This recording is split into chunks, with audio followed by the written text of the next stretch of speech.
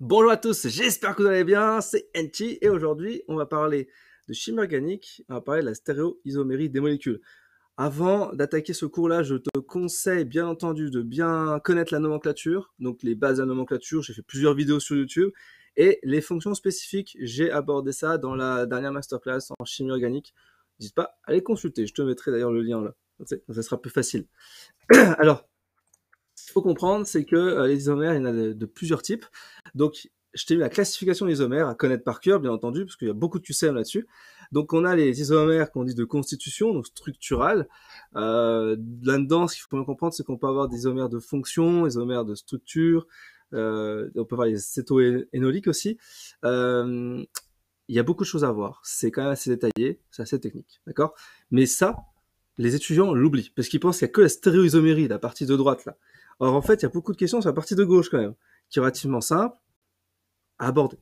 Ensuite, on a bien sûr la stéréoisomérie, ce qui nous intéresse aujourd'hui particulièrement, qui est donc on va dire, une isomérie de type stérique, spatial. Ça veut dire qu'en gros, il y a un encombrement quelque part, et que du coup, il va falloir le combler par rapport à l'espace disponible dans la molécule. Donc, on a plusieurs types. On a conformation avec des conformères, les rotamères, on verra ça avec Newman notamment. On a les configurations de type énoxiomère, diastéréoisomère. C'est très facile en vrai. Ça prend des plombes au départ à comprendre, puis après, une fois que tu as compris le truc, tu as le déclic, parce qu'en fait, il faut avoir le déclic en stéréoisomérie, c'est simple. Une fois que tu as le déclic, c'est bon, tout passe. Okay. Ensuite, on a le concept cis-trans, et puis on a les épimères et les anomères. En vrai, il y a quand même beaucoup de types d'isomères à connaître. Hein. Donc, je me suis dit, le mieux, c'est quand même de mettre l'isomérie plane ou structurale, histoire que tu aies un peu les idées claires. Donc, l'isomérie de chaîne, c'est tout simple. Hein. Exemple, je prends le pentane, 1, 2, 3, 4, 5, c'est un pentane. En fait, je lui fais une ramification. On a donc une ramification méthyle, donc ça fait du 1, 2, 3, 4, c'est du 2-méthylbutane. Dans mon exemple, il y a toujours 5 carbones, ça reste toujours la même structure en formule brute, mais une formule semi-développée différente. Ok, pour jusque-là, ça va.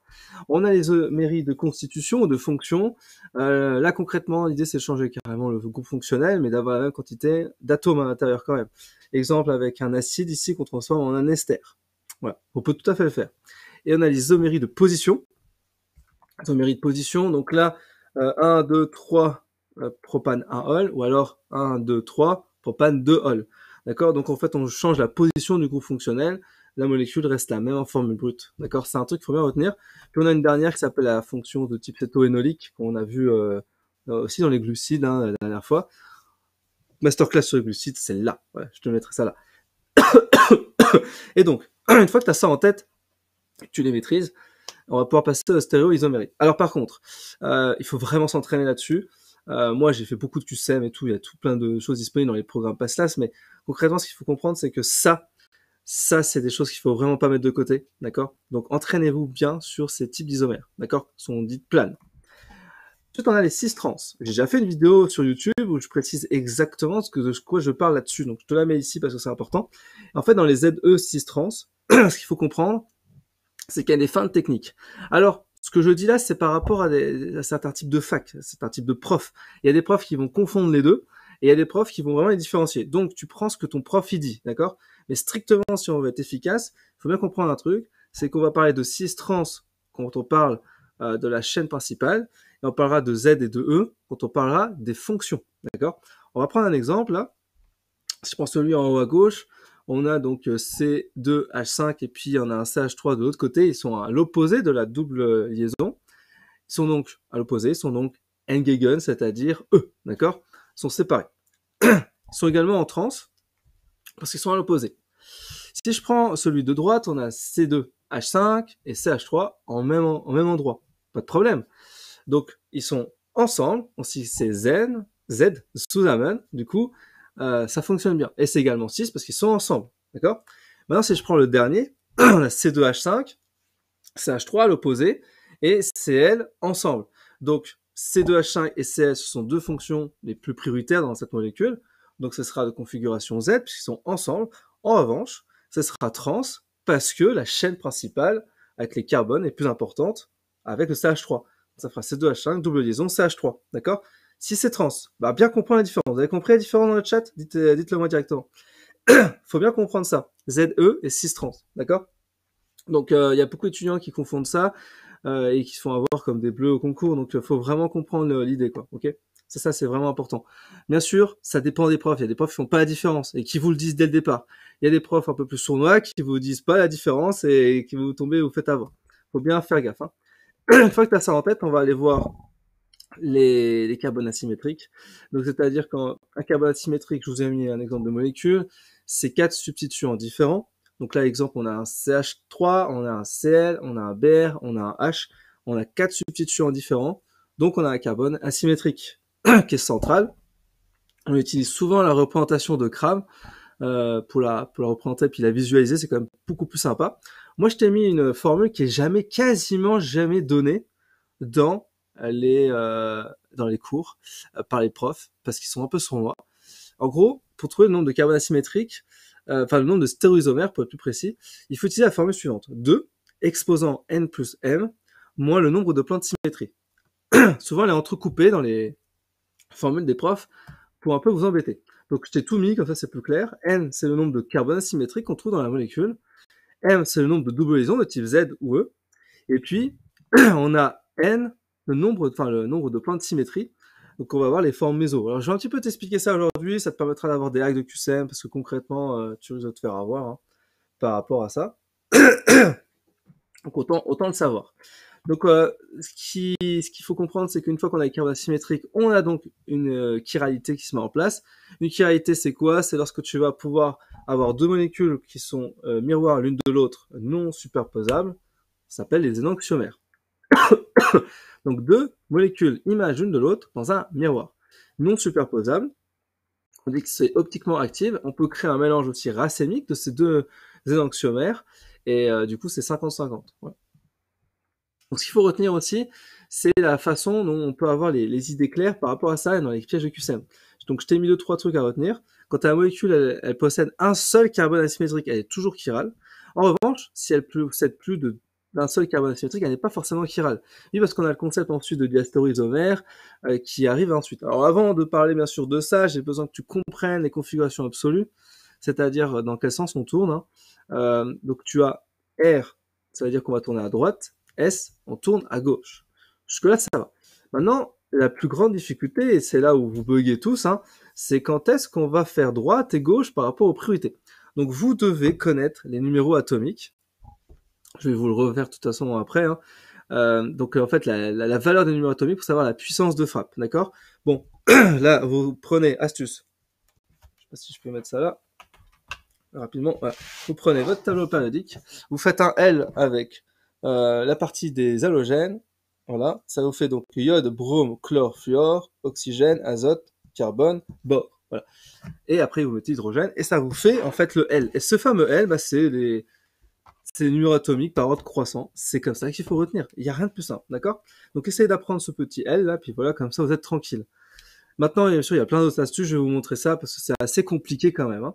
Donc en fait, le problème qu'on peut avoir, c'est que dans un même substituant, deux substituants à peu près différents, on peut avoir en fait des mêmes rangs. C'est-à-dire, en gros, on peut pas les départager facilement. Du coup, on va se retrouver dans les rangs d'après. De toute façon, je vais reprendre une diapo un peu plus tard pour vous expliquer comment on fait ça, parce que c'est quand même assez technique. D'accord? Et donc, on va pouvoir les hiérarchiser comme ça. Quand on est en formule de Cram, il faut bien comprendre que notre œil, en fait, il est sur le plan. Et du coup, on est censé, c'est un peu stratégique, mettre le petit H qui est derrière, en tout cas le liseré, le substituant le moins intéressant derrière. Donc on a le petit substituant derrière et notre œil est devant. C'est un truc à bien retenir.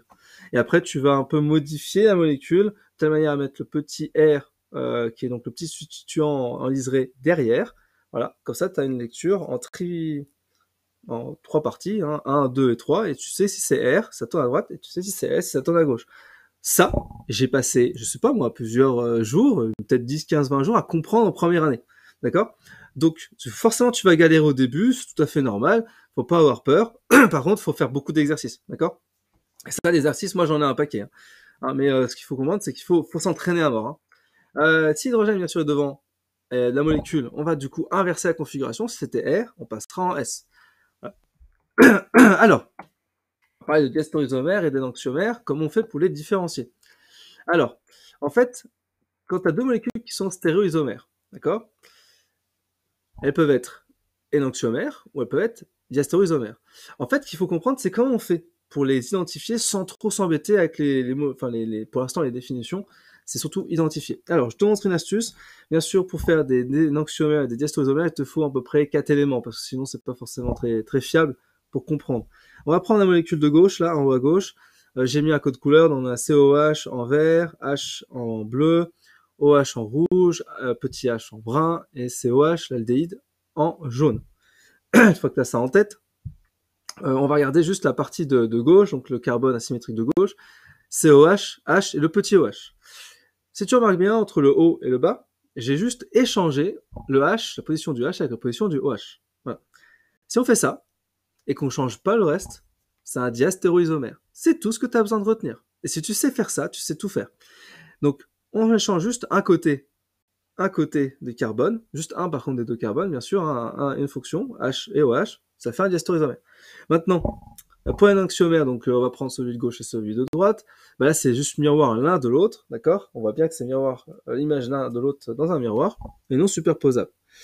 Alors pour aller un petit peu plus loin, on va quand même un peu dégoupiller le reste. Si je vais par exemple celui du bas à gauche par rapport au bas à droite, là je remarque effectivement que c'est l'image l'une de l'autre dans un miroir, ça reste un énantiomère également. Et maintenant je vais aller celui du bas à droite avec celui en haut à droite, et là je remarque également, si je veux pas trop m'embêter, que la fonction du carbone à droite, le H et le OH ont été inversés. Le reste identique, c'est donc un diastéréoisomère. Et on peut aussi faire ça sur les diagonales. Oui, parce que celui en bas à gauche et celui en haut à droite, c'est un diastéréoisomère l'une par rapport à l'autre. Pareil pour celui en haut à gauche et en bas à droite. Ça, c'est un diastéréoisomère. Dites-moi dans le chat si vous avez compris le concept de diastéréoisomère et énantiomère, s'il faut que je répète un peu, parce que c'est vrai que c'est assez chaud. Alors, comprenez bien l'idée. Un diastéréoisomère, c'est la même molécule, on échange juste deux fonctions sur un seul carbone asymétrique. C'est ça. Et c'est facile maintenant que tu as compris ça, tu vas pas paniquer, tu vas savoir le faire. Un énantiomère, c'est juste qu'ils sont images l'une de l'autre dans un miroir, d'accord? Alors, bien sûr, dans les exercices, il y aura des fins techniques, on va pas les mettre forcément tout le temps en mode miroir, sinon ça serait trop facile. Mais il faut vraiment comprendre si on remarque plus ou moins des différences. Voilà, ça c'est important. Hop, je t'interromps 30 secondes. Si tu apprécies cette vidéo, cette masterclass, n'hésite pas bien sûr à la liker, ça m'aide énormément pour le référencement. Si tu apprécies mes contenus sur YouTube, n'hésite pas à t'abonner sur la chaîne YouTube, c'est le bouton rouge, t'appuies dessus, c'est gratuit, ça coûte rien et ça m'aide énormément. Et puis mets aussi en place la petite cloche de notification pour ne pas louper les prochaines vidéos. Il y a plus de 350 vidéos cours et méthodes sur cette chaîne YouTube, donc cette chaîne YouTube est dédiée pour toi si tu prépares ton concours PASSAS et faire de toi l'élite. Si bien sûr tu veux aller un petit peu plus loin, j'ai créé pour toi la plateforme Elite pour une mise en relation avec les autres étudiants, ainsi que plein de contenus dédiés pour toi PASSLAS, notamment les masterclass complètes avec les replays, c'est-à-dire la partie cours, la partie QCM, la partie FAQ, ainsi que les slides complets de ce que tu vois sur la partie cours sur YouTube, ainsi que des QCM supplémentaires sur Flash.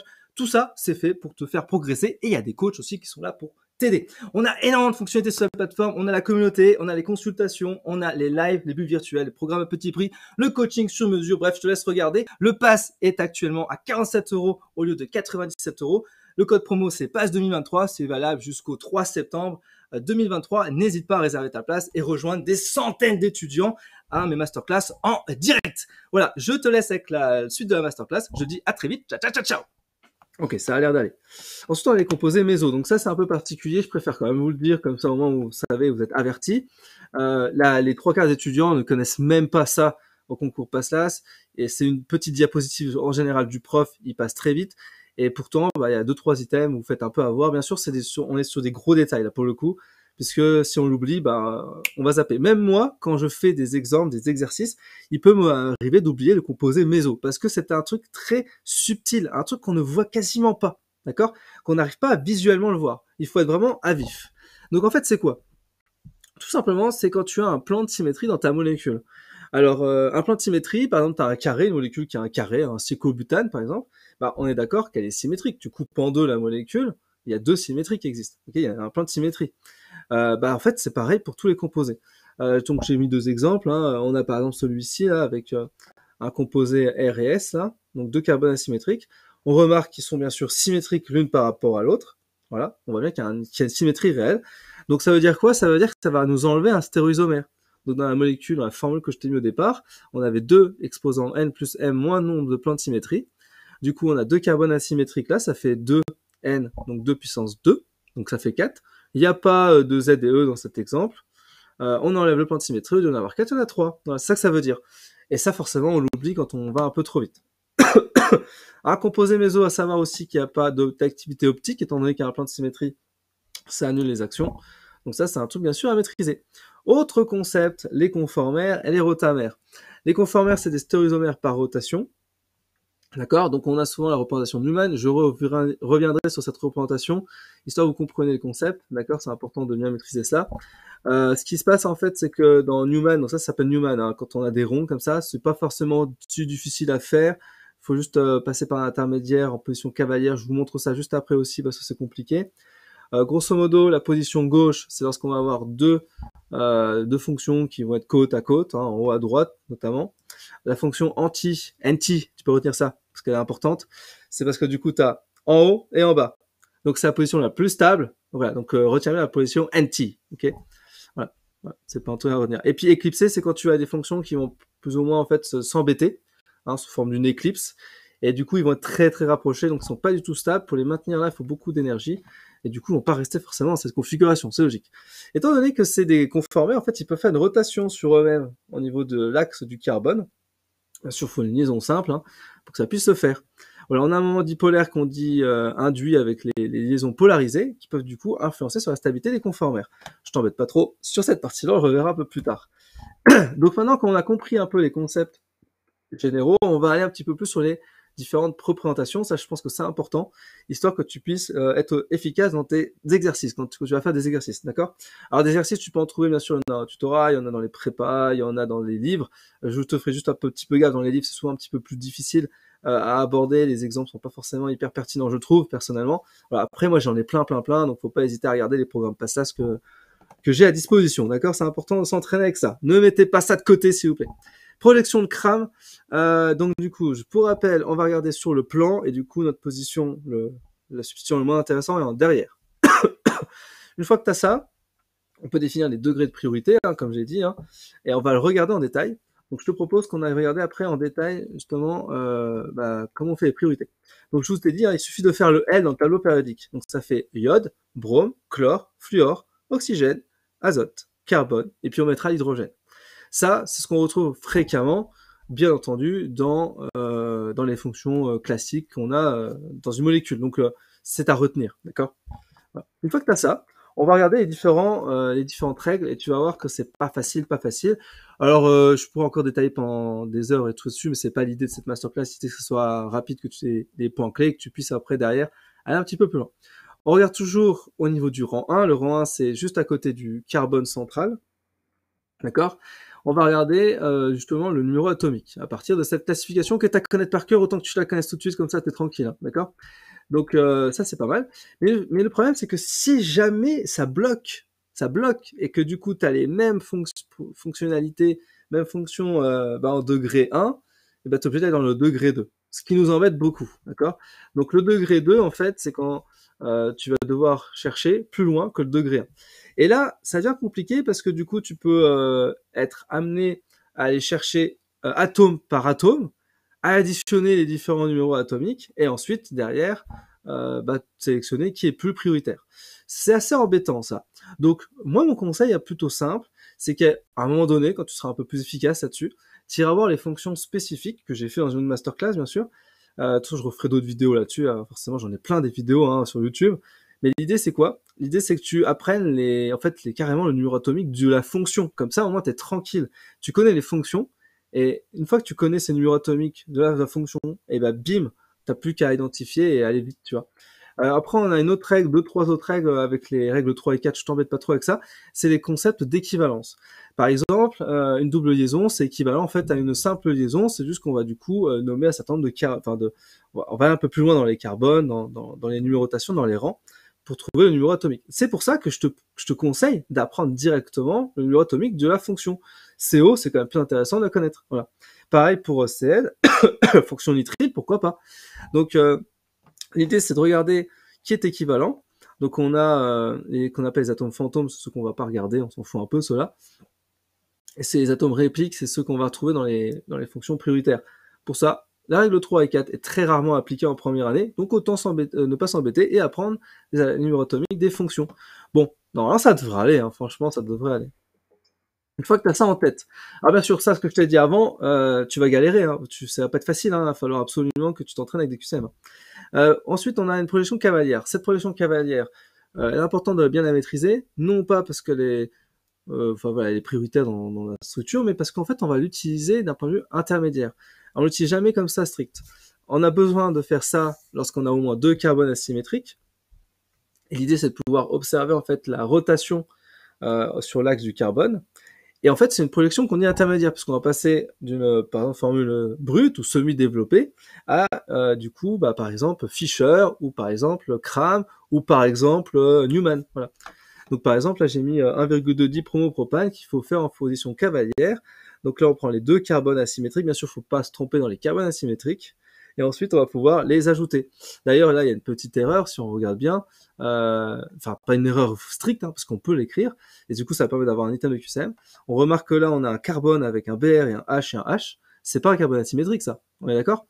Donc là, on a un pseudo projection cavalière. Voilà, en intermédiaire. On peut tout à fait l'écrire, bien sûr. Hein. C'est pas un problème. Hein. C'est juste que du coup, c'est pas 2 carbones asymétriques. La projection cavalière, on peut aussi la faire en mode cyclique. Alors, je reviendrai là-dessus dans d'autres vidéos, notamment quand on fera les glucides et lipides en version très détaillée. Hein. Je te fais de toute façon les glucides et lipides il y a très peu de temps sur un masterclass, donc n'hésite pas à regarder. La représentation là, elle est quand même difficile à appréhender. Pourquoi? Parce que, en fait, tu as des modes qu'on dit équatoriales, des modes chaise, avec des positions axiales, des positions horizontales. Bref, c'est un peu compliqué, avec des alternances en fait entre les deux. Ce que toi, tu dois retenir tout de suite, c'est que tu as une position de chaise. La position de chaise, quand tu es tranquille sur ton canapé, forcément, tu es bien, tu es stable, ce qu'il faut retenir. Et la formation bateau, c'est lorsque tu as un bateau qui est en train de chavirer, forcément, tu peux te casser la gueule, tu peux du coup te noyer, donc elle est bancale, elle n'est pas du tout stable. Donc c'est un truc à retenir en chimie organique, c'est que position chaise stable, position bateau, pas stable. Voilà. Autant que tu retiennes ça. Et bien sûr, il y a plein d'exemples à connaître, comme le cyclohexane, par exemple, pour savoir les mettre en position. Tu peux avoir des items de QCM où on va te dire, tiens, voici une molécule, comment elle se nomme.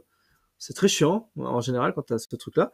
Ou alors, ça peut être, est-ce que la position là est en position équatoriale, position, du coup, chaise. Voilà. Voilà. Vous avez plein de possibilités, donc entraînez-vous bien là-dessus.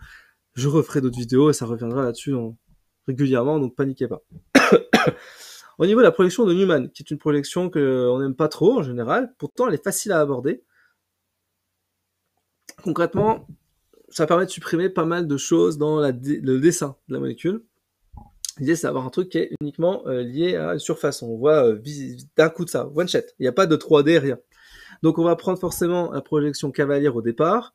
On est obligé de passer par là, sinon c'est très difficile à mettre en œuvre la projection Newman directe. Une fois qu'on a trouvé la projection cavalière, on les met comme ça directement devant nous, et puis on va mettre le premier carbone devant, avec les fonctions qui vont être autour de ce cercle, et puis le C2 qui est derrière, et on mettra les autres positions derrière.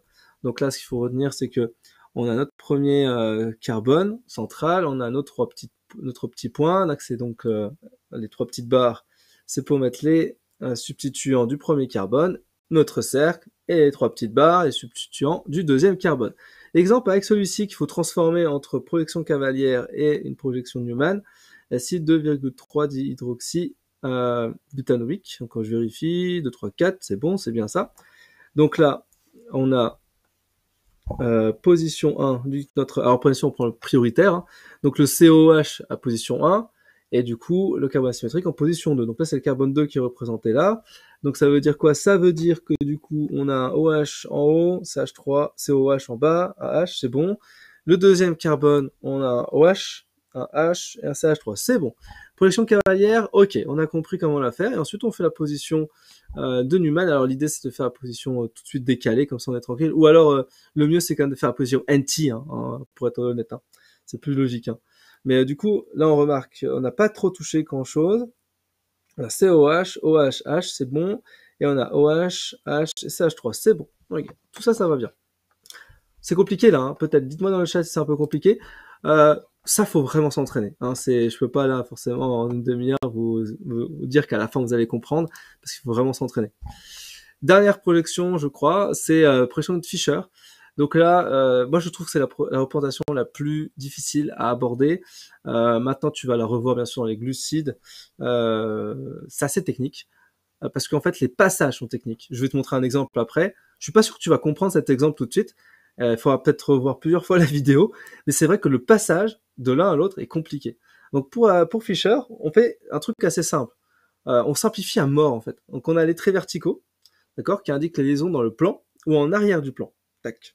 Ensuite, on a les traits horizontaux, qui indiquent les liaisons qui vont être en avant du plan, d'accord. Ça, c'est déjà un truc de QCM classique. Ensuite, ce qu'on va faire, c'est qu'on va prendre la chaîne carbonée la plus longue, on va la placer verticalement, du haut en bas. La fonction prioritaire est toujours en haut. La fonction la moins prioritaire est toujours en bas. Mais attention, parce que, en fait, à l'extrémité, on présente le degré d'oxydation le plus élevé. Donc, en haut, il y a toujours de l'oxydation le plus élevé, d'accord. Tandis qu'en bas, c'est plutôt le concept de réduction. Voilà. Ça, c'est un truc spécifique Fischer. Pour les glucides, ça fonctionne bien. Donc, je t'ai mis un exemple, j'espère que tu vas comprendre cet exemple parce qu'il est quand même assez chaud. Pourtant, c'est un truc classique. Hein. Donc, on a par exemple un acide aminé, l'alanine, d'accord, qu'il faut bien sûr connaître. Hein. Et du coup, je l'ai mis en représentation de Cram. Jusque-là, ça va. Je veux dire, j'ai un COH, j'ai un CH3, j'ai un H2, il y a un H derrière. Ok. Alors, ce que je vais devoir faire, en fait, c'est la transformer en mode plan. Donc, ce que je vais imaginer, c'est déjà faire une rotation autour d'elle. Je vais faire une rotation de 90 degrés. Donc là, il faut avoir une belle représentation dans l'espace que je conçois n'est pas si simple. Je me mets donc 90 degrés sur le côté et je vais avoir en fait le H et le NH2 qui vont être en avant. Tandis que mon CH3, lui, va être forcément en arrière puisqu'on a quand même bougé de 90 degrés. Le COH, il n'a pas bougé, il est dans son axe. Une fois que j'ai fait ça, je vais également du coup bouger ma position de 45 degrés. Ce qui fait que j'ai un COOH qui va être en arrière, un CH3 qui est en arrière, le H et le NH2 sont devant. Et du coup, ça nous permet directement de supprimer le concept des devant et des derrière, ça nous fait check deux barres. On a COH, CH3, H et NH2. Est-ce que vous avez compris? Ça, c'est chaud. Hein. Moi, mon conseil, même si vous comprenez pas, hein, même à la fin du semestre, si vous comprenez toujours pas, vous apprenez ce genre d'exemple et vous le calquez sur plein d'exemples, d'accord, pour que vous puissiez comprendre et analyser les trucs dans le jour J du concours, d'accord, parce que c'est super chaud. Et ça rentre quand même pas mal en QCM, en item complexe. Je dis pas que c'est systématique, mais c'est vrai que c'est important de bien maîtriser cette notion-là, d'accord. Vraiment essayer d'appliquer ça à fond, ok. Bon, bah voilà. J'en ai fini sur la stéréoisomérie, sur les représentations des molécules. Faut bien comprendre que c'est assez chaud. Hein. Il faut vraiment s'entraîner sur les items de QCM, sur les exercices. Ne mettez pas ça de côté. Ne voyez pas uniquement les exemples des profs. Allez un petit peu plus loin que le bout de votre nez. Voilà, ok. D'ailleurs, c'est important. Nous, on va s'entraîner avec les étudiants là tout de suite avec les QCM et les exercices, d'accord, histoire que vous soyez chaud. Si vous voulez bien sûr retrouver l'intégralité. Hein, je vous ai mis les liens en description pour que vous puissiez vraiment travailler sur ça. C'est important, d'accord? Ne mettez pas ça de côté. Voilà. Ok? Et à très vite.